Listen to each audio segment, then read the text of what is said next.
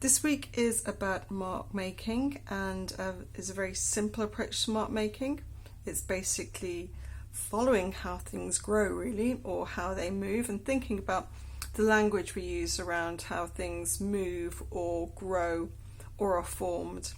But to help us along that way, I want to just break it up so we can actually just isolate areas and think about how we can just convey something very simply. So I've done one already, and I'm just doing sort of sections because it's kind of quite good just to kind of focus in and not give ourselves too much to do initially. So when I'm doing a small section, I'll just sort of square an area off. I'm doing this very loosely. I half look and I take in the actual what's happening there and how I can break it up into smaller sizes. So I can see there's kind of quite a dominant light area there.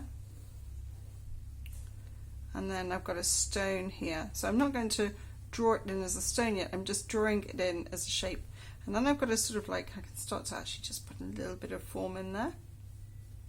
And then I've got a tuft of grass next to it. So I'm just going to mark that in, and there's another tuft here.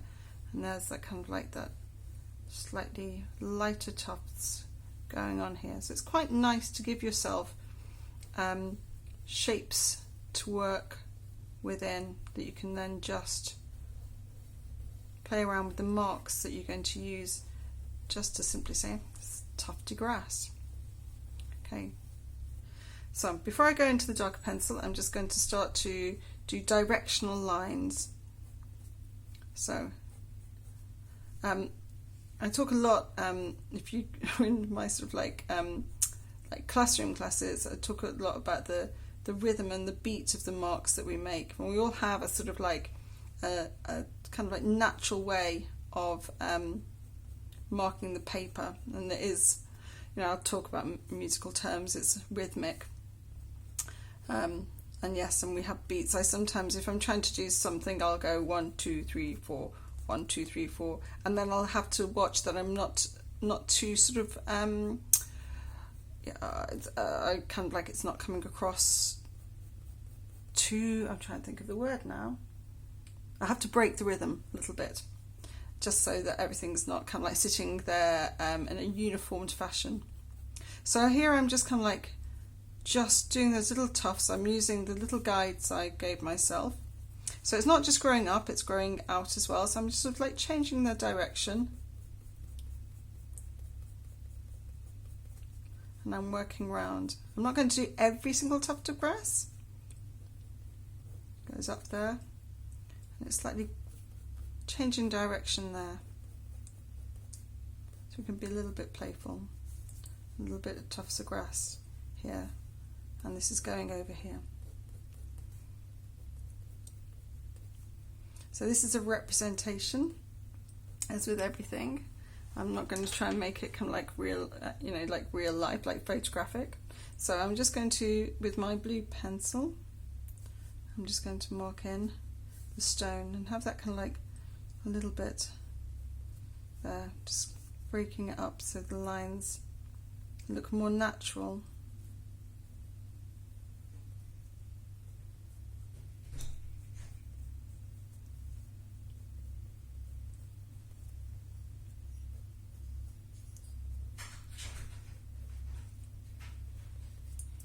And I'm not going to go right to the edge because I want to... Hello, I'm just doing a video. Oh, did I interrupt? Yes, it's okay, I'm going to carry on.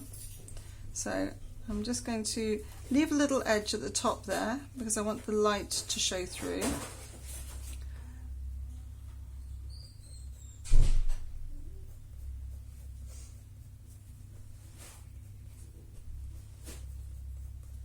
And I'm going to work all the way around. I'm going to crisscross those lines a little bit.